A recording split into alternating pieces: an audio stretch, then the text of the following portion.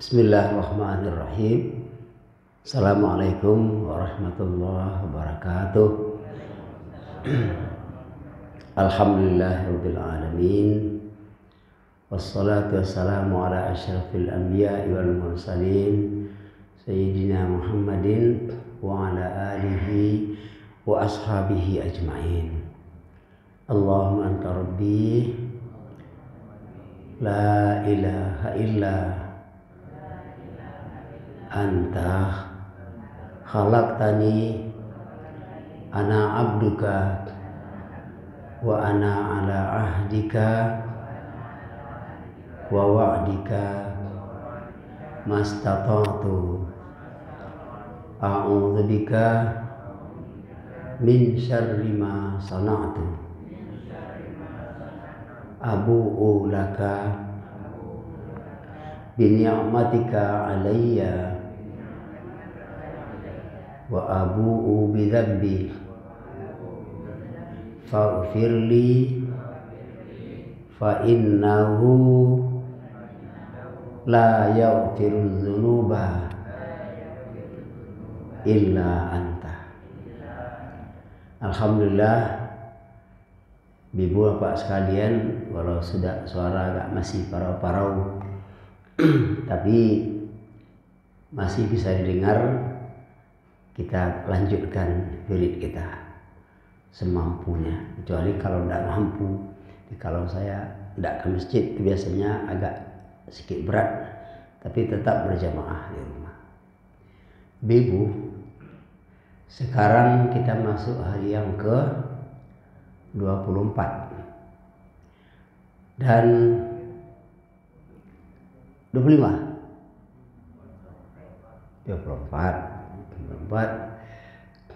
dan ada sesuatu yang perlu kita jaga betul. Di ujung-ujung Ramadan ini jangan sampai ibarat orang pacu lari maraton, jangan sampai di ujung-ujung, di akhir finish, menjelang finish itu kita jatuh, kita gagal.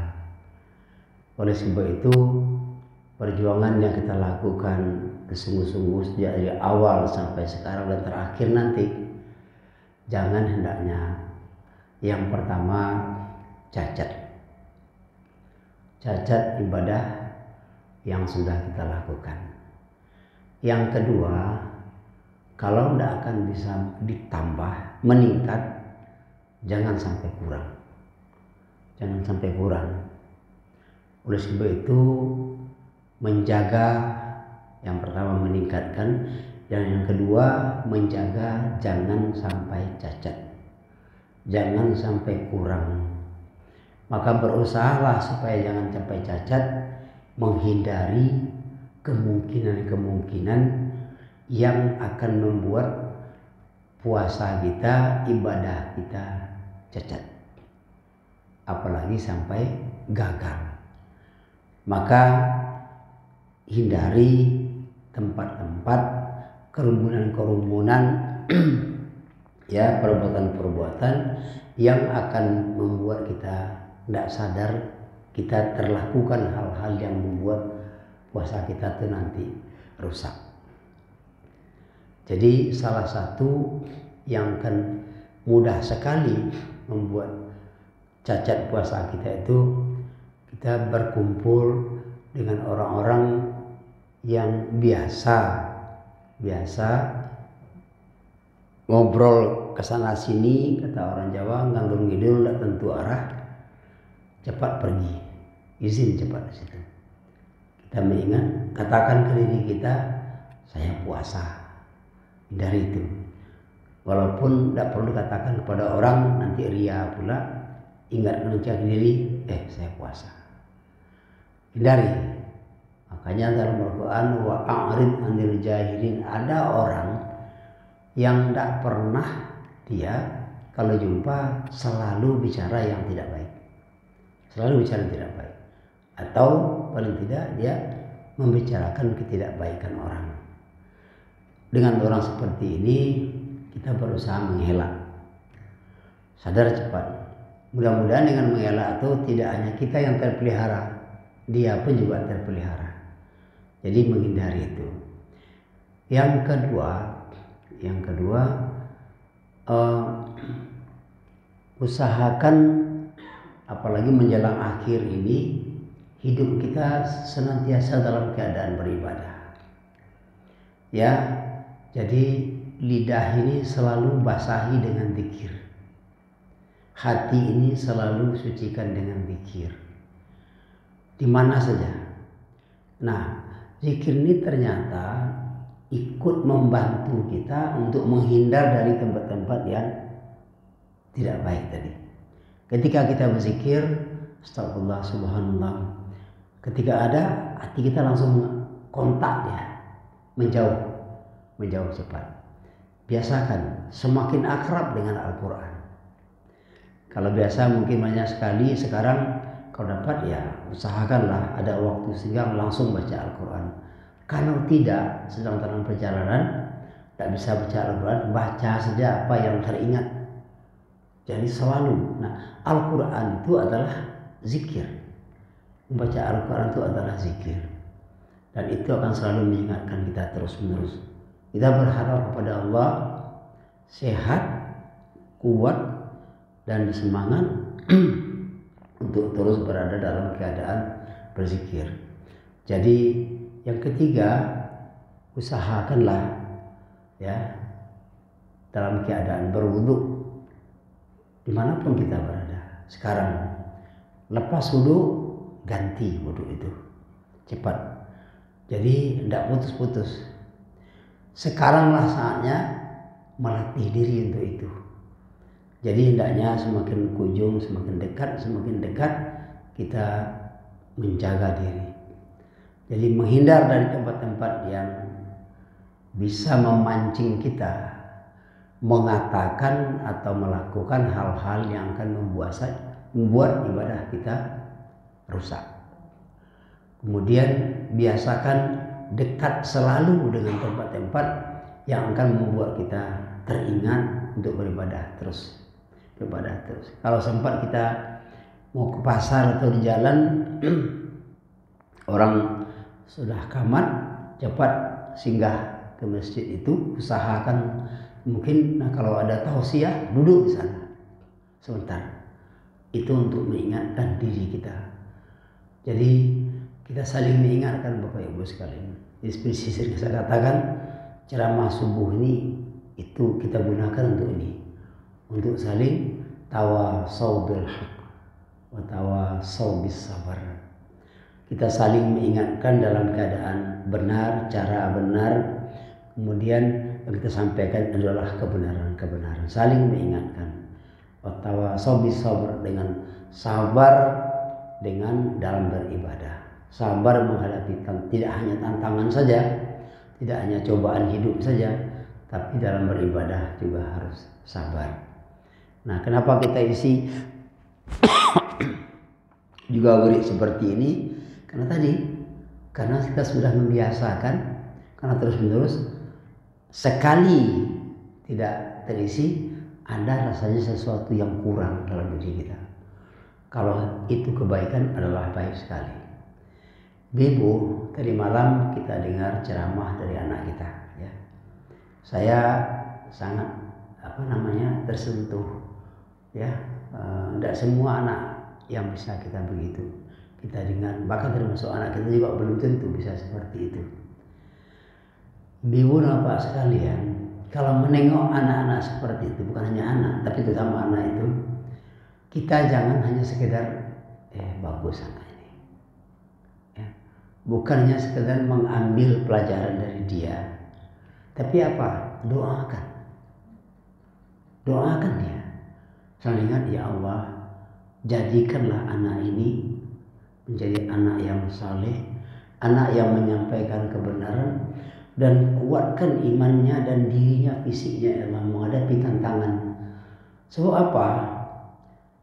Saya ketika menengok anak tadi malam, dia berbakat. Tidak tahu kita. 10, 20, 30 tahun yang akan datang, tantangan apa yang akan dihadapinya dalam berdakwah. Ya, tantangan apa yang akan dihadapinya. Kita doakan dia sambil di awal, jadikanlah anak ini kuat. Kuat imannya, kuat fisiknya, kuat kemauannya, dan dia siap menghadapi tantangan dakwah. Ada juga anak-anak yang waktu kecil dia pandai ceramah, tapi setelah itu kurang keterjagaan mungkin hilang itu. Jadi ada orang heran juga ya. Ada anak kecil, anak muda kecil-kecil sudah berdakwah, anak muda sudah berdakwah. Ini kan masa-masa pubertas, masa-masa harus bersenang-senang, berfoya-foya, salah dalam menyikapi hidup. Berfoya-foya itu, bersenang-senang itu tidak hanya berjingkrak-jingkrak, pergi ke restoran, pergi ke menyanyi-nyanyi. Bersenang-senang itu, beribadah pun juga senang. Ya, duduk dalam kondisi seperti ini juga senang. Maka saya terpikir lagi, ini kita kan sudah membuat ini tausiah subuh ini, majelis ta'lim subuh ini atau ta'lim subuh ini di luar Ramadan kan kita buat Sabtu dan Ahad. Hendaknya kalau tidak ada saya jangan sampai kosong waktu ini. Ada yang lain, bahkan ada saya pun saya berharap sesungguhnya ada saya pun sekali subuh saya duduk mendengar ada yang menyampaikan, mengisi di sini. Saya selalu dorong ke beliau anak-anak kita ini, si Gum, si Sahrul, ada juga. Saya bilang kalian latihanlah, mulailah melatih diri, ya. Nah cuma ada Sahrul sama Gum tadi malam mengapa? Itu anak kecil loh, begitu. Kalian kapan? Ya, kapan? Terus, jadi latih. Nah, tadi ada saran usul dari ada apa? Dinda Samsul, ada nanti anak-anak. Kan sudah mulai banyak anak-anak kita yang masuk pesantren. Kita ajak mereka, biar kita dengar, walaupun apapun yang disampaikannya, kita kasih dia semangat, kita kasih dia apresiasi, makanya dia terdorong. Bapak Ibu sekalian, satu patah kata yang kita berikan kepada anak-anak itu, yang membuat dia termotivasi mencari ilmu, menuntut ilmu, itu sudah langsung kita menanam. Mudah-mudahan yang kita katakan sepatah itu menjadi modal bagi dia untuk mendorong dirinya menjadi baik, dia berhasil. Itu namanya sudah mendatangkan amal baik, termasuk ilmu yang tafa'bih, ilmu yang bermanfaat. Nah, ceramah kamu tadi bagus sekali ya, bagus sekali. Saran Bapak tambah ini sedikit satu. Nanti itu kan pesan kita itu masuk dalam alam bawah sadarnya. Nanti sampai tua dia tidak akan lupa. Teringat dia motivasi yang kita berikan itu, dia lakukan. Insya Allah itu adalah termasuk ilmu yang bermanfaat. Bapak Ibu sekalian, tidak sulit beribadah. Kalau kita tahu, tidak sulit. Ya. Pegang punggung anak, di mana kamu sekolah anak, sekolah kelas berapa, ya. Dari ini kita dorong. Tak harus dia kasih uang, tak harus kasih apa. Motivasi itu lebih dari uang. Motivasi itu. Nah, kalau ada, kan masih ada waktu kita berapa hari lagi? 5 kali atau 6 kali subuh lagi. Coba ajak anak-anak yang lain tuh ke sini, suruh dia berceramah berapa bisanya. Kalau dia kehabisan bahan, kita sambung, kita yang menyambungnya. Begitu kita. Nanti ini anak Pak Leo masih ada tuh, kenapa nggak suruh dari sini? Jadi suruh latihan anak itu. Saya masih ingat pertama kali dulu saya suruh ceramah kelas berapa, saya pesantren menggigil-gigil apa namanya meja ini kan. Bicara tuh tidak tentu aja begini. Walaupun begitu, orang-orang tua tuh hebat bangnya, macam tiang, belum itu. Sampai kini lah tua teringat kata-kata orang tua dulu, dia mendorong kita. Mudah-mudahan anak yang kita dorong itu menjadi anak yang soleh. Kalau dia menjadi pendakwah, itu kan tidak berceramah saja. Ulama-ulama besar dulu seperti Abu Hanifah, Ibnu Hambal, ya. Beliau itu seorang pebisnis, seorang entrepreneur kata orang sekarang. Beliau seorang hebat, pedagang kaya tapi ilmunya, hartanya digunakannya untuk berdakwah yang ada. Jadi di antara dulu kita sudah berbagi dulu. Alhamdulillah kita berapa orang ada nih yang buat. Dulu Pak Saipul kita minta dulu.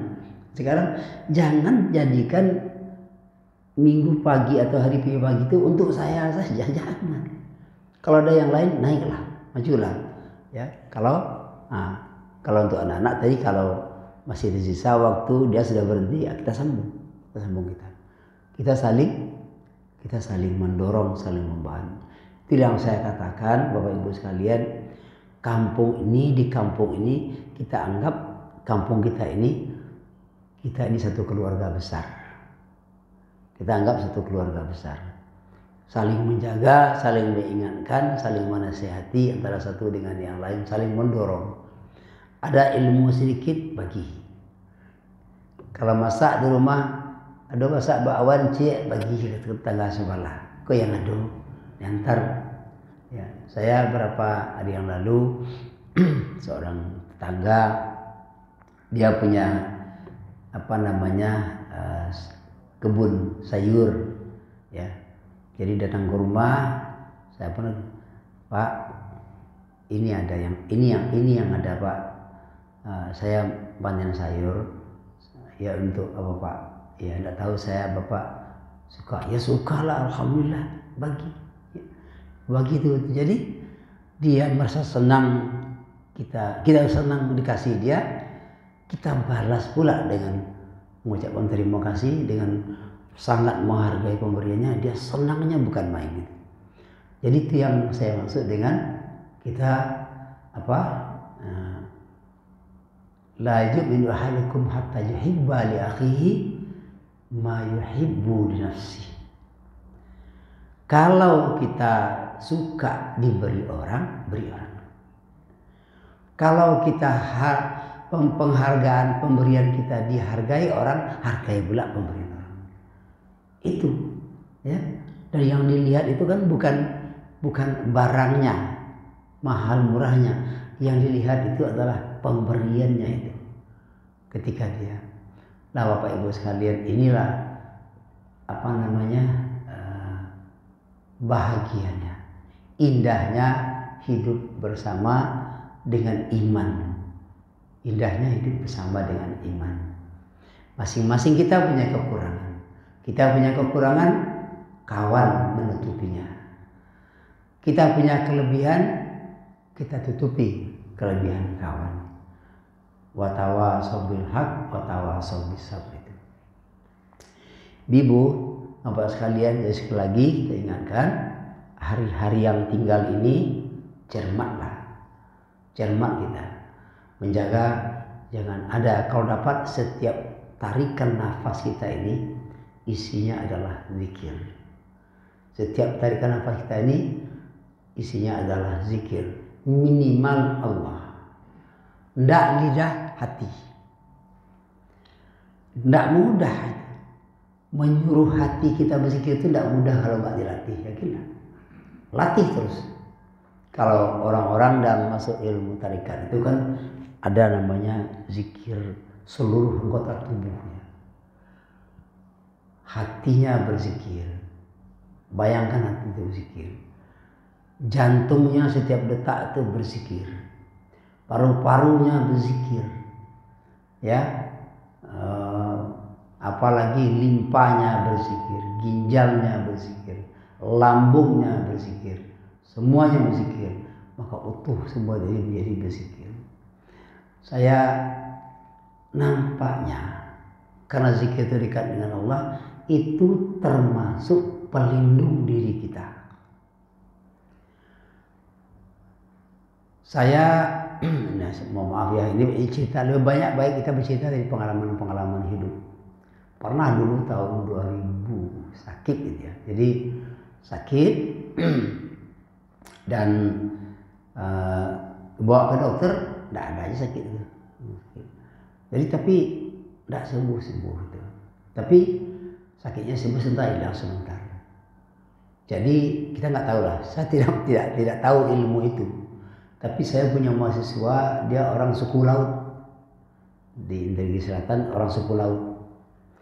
Dia datang ke kantor saya waktu itu saya jadi dekan, dan kantornya ditengoknya, Pak, kalau menurut ilmu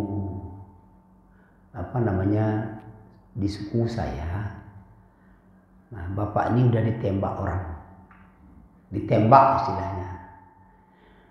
Saya nggak tahu menurut tembakan itu tembak apa kayak ditembak itu, rumah Bapak tuh ditembak. Tetapi Pak katanya melenceng, cuma ada bekasnya juga ke bawah sedikit. Ini kuat nih Pak, kuat sekali. Kenapa begitu? Karena di rumah itu ada orang tua yang kuat zikirnya. Kata anak itu udah ke rumah, yang kuat zikirnya itu ibu saya. Ya, jadi kalau habis subuh ini beliau tak kemana-mana, duduk di sejadahnya zikir sampai suruh, kemudian nanti sampai duha. Sudah duha baru dia mandi membaca segala macam, itu zikir. Dan katanya Bapak juga ada sedikit nih. Kalau tidak Bapak ini sudah.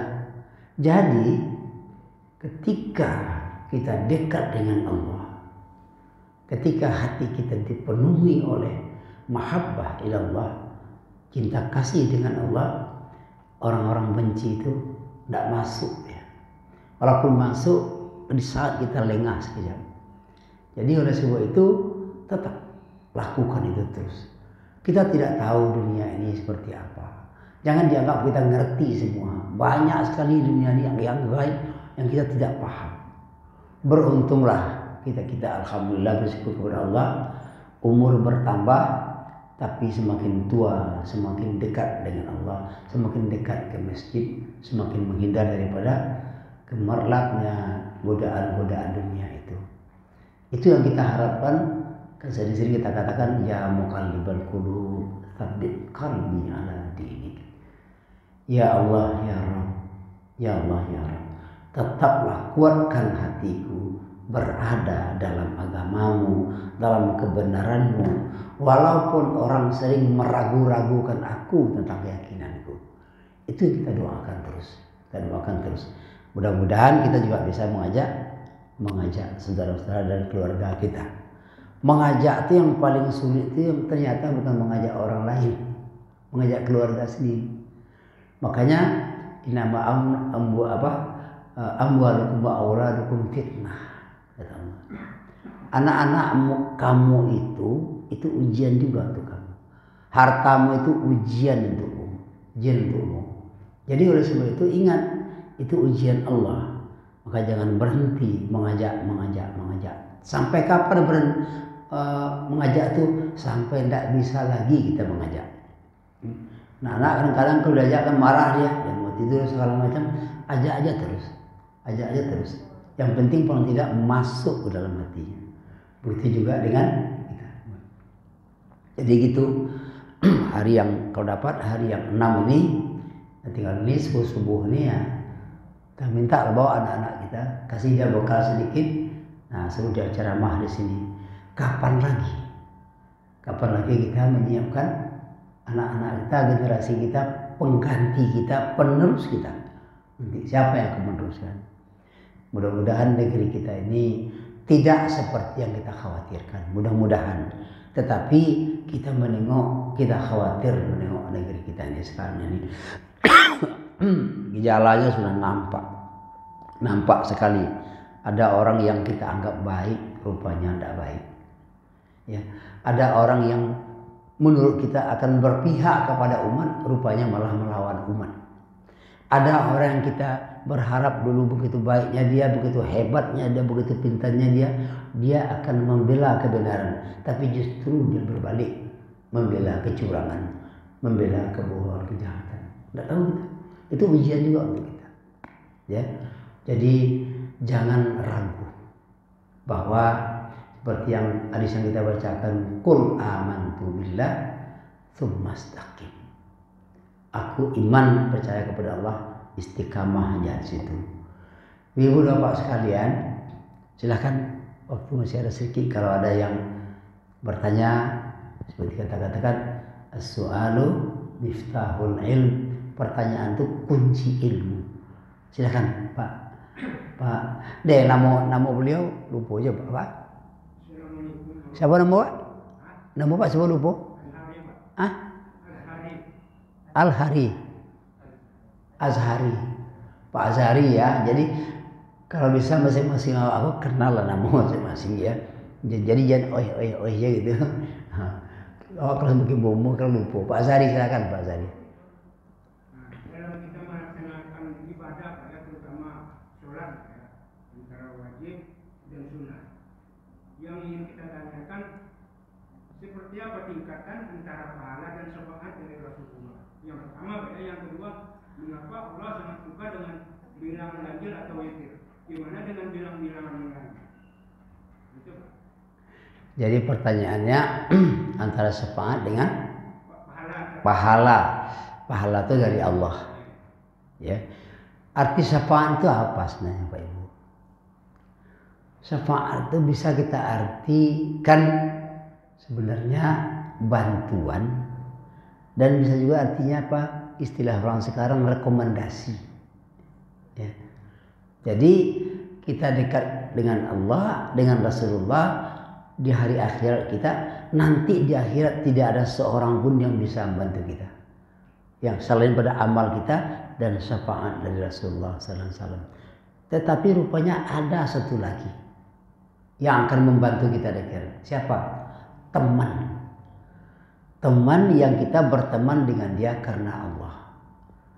Jadi kita kan hampir sebulan ini aja, berapa hari yang bolong kita selalu berjumpa di masjid. Ya. Nanti di akhirat kelak salah satu di antara kawan kita, mudah-mudahan kita masuk surga. Tapi ada salah satu di antara kawan kita tidak nampak di surga. Maka kita bertanya kepada Allah, ya Allah, ada kawan saya. Ya, ada kawan saya. Dulu kami sama-sama ta'lim. Orangnya baik. Ya Rasul, ya Allah, di mana dia? Dalam hadis saya katakan, hadisnya sahih. Dia di neraka. Jemputlah. Itu syafaat namanya. Atau saya misalnya. Saya, bapak ibu semua masuk surga. Saya tidak masuk neraka misalnya. Ya, na'udzubillah min dzalik. Ya Allah, kok Pak ini nak nampak di kami di surga. Mana beliau? Oh, ya salah akhir ayatnya patang. Jemputlah. Jemput beramai-ramai. Itu namanya syafaat. Syafaat itu pahala sekaligus syafaat sekaligus. Jadi dia memberi misalnya begini. Kalau di dunia ada kawan masuk penjara. Kita ini orang baik, mungkin ulama atau mungkin pejabat tinggi. Kok kawan saya masih penjara? Kenapa? Temui Kapolda, temui jaksa, Pak, itu teman baik saya, tolong Pak, keluarkan dia. Bisa. Itu seperti itu. Itu namanya syafaat. Ya, syafaat. Nah, kalau pahala dari Allah, Allah yang ngasih pahala. Dengan pahala kita masuk surga. Tapi pahala yang paling kuat memasukkan kita surga bukan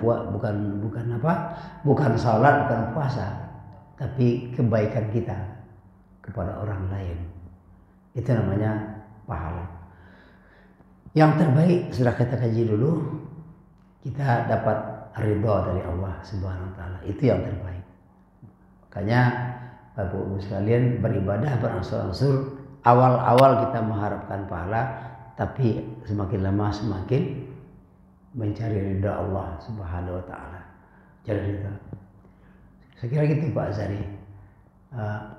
Apa itu yang Pak Azhari tanyakan atau yang ada yang lain? Merekomendasi, ya, syafaat.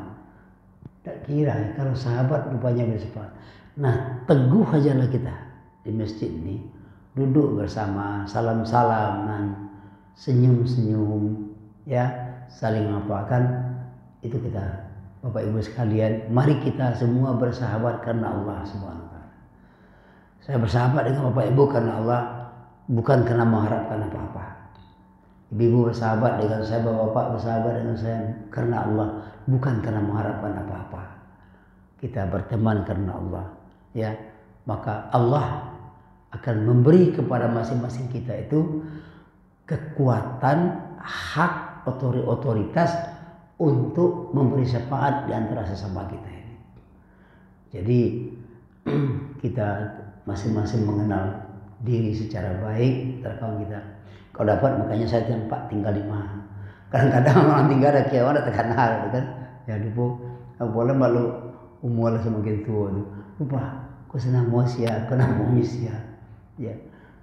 Jadi kalau sudah berumur itu bukan tetangga, nama cucu saya terkenal, kan?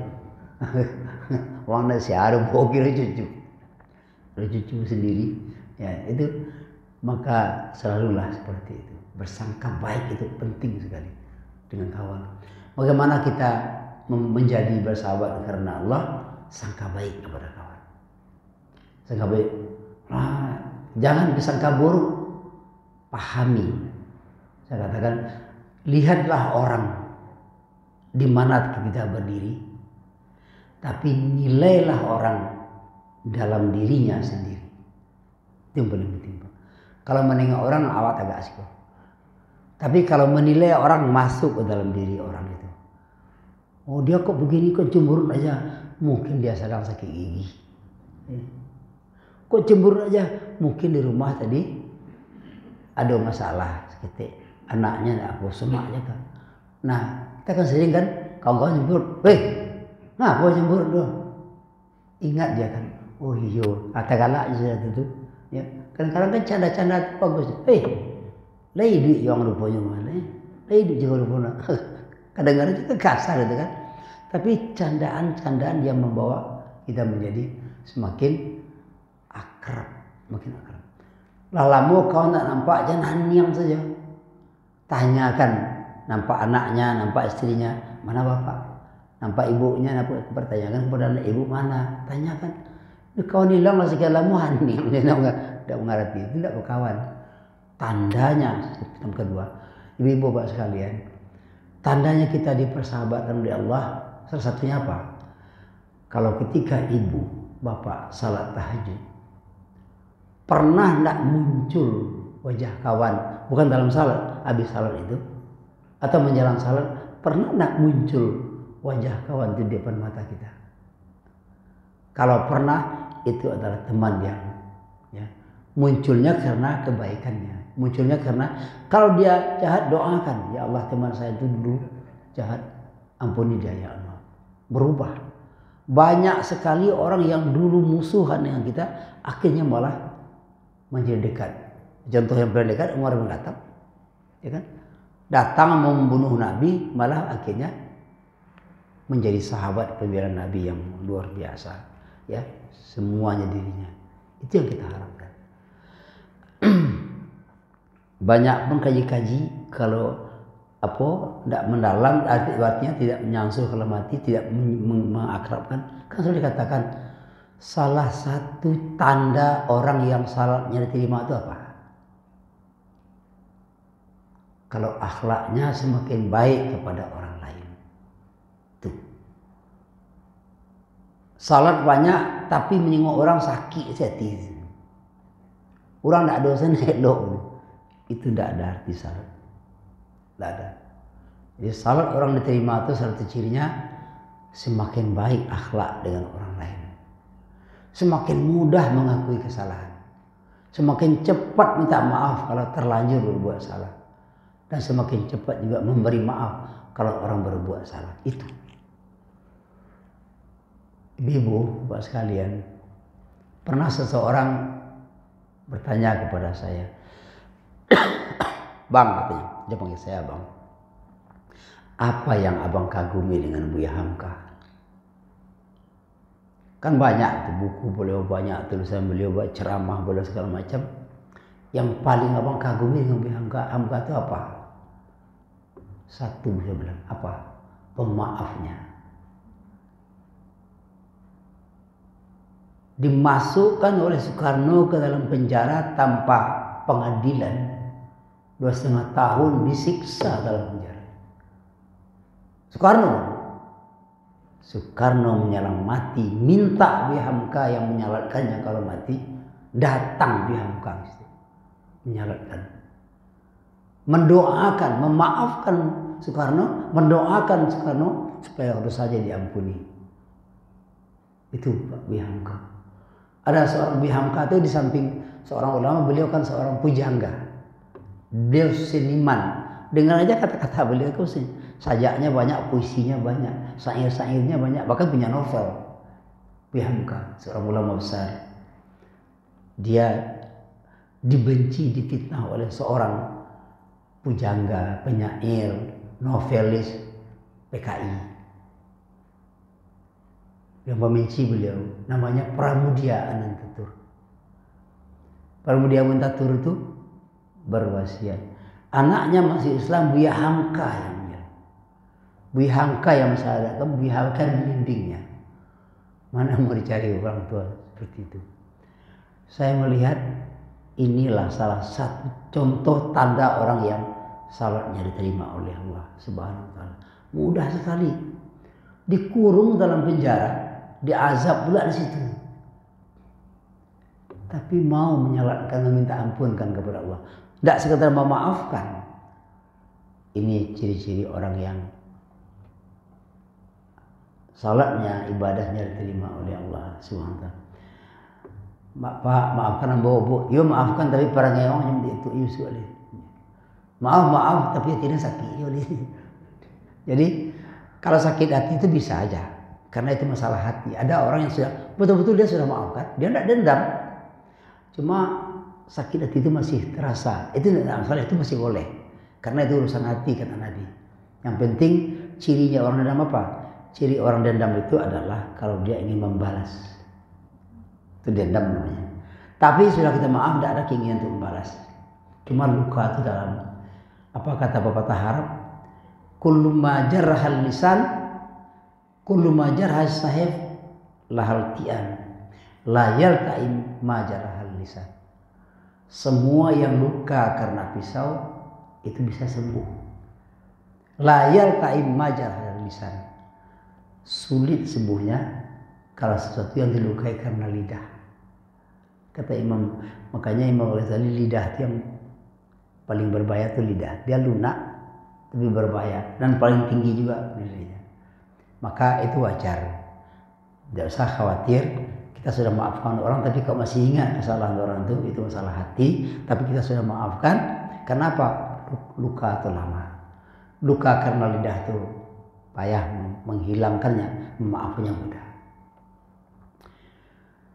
Ada lagi, Pak Ibu? Ya, Pak Mirza. Ayo.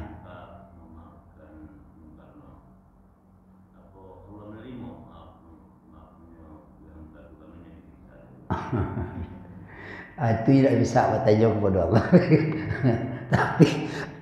tapi yang jelas Buya Hamka sudah memaafkan.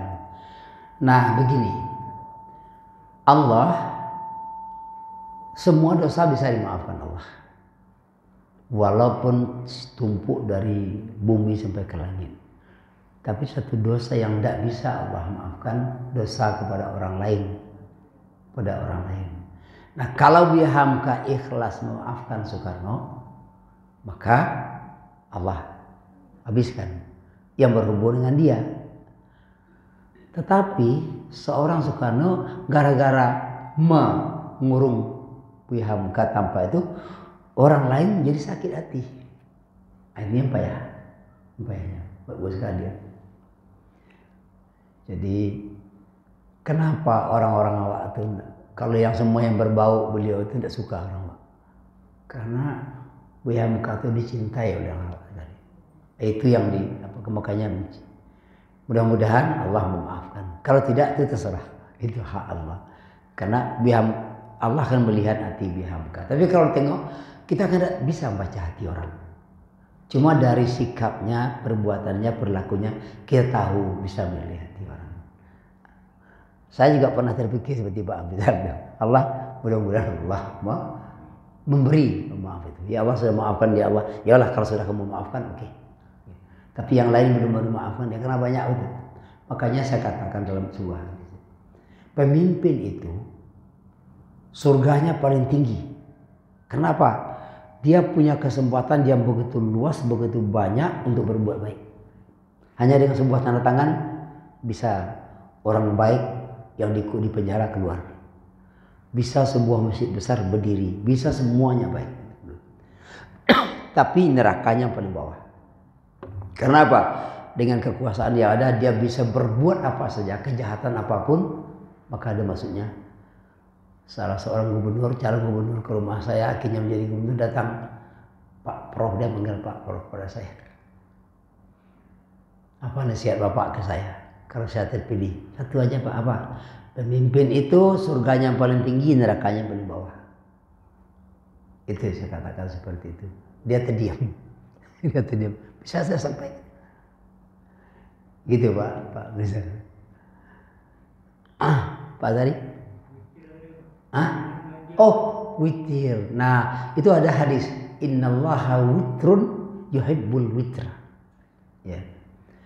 Allah tuh ganjil dalam artian bilangnya. Yuhibbul witra. Dia senang kepada yang ganjil. Bukan tidak suka kepada yang genap, tapi genap itu kalau dilebihkan ya, dan yang pertama berhubungan dengan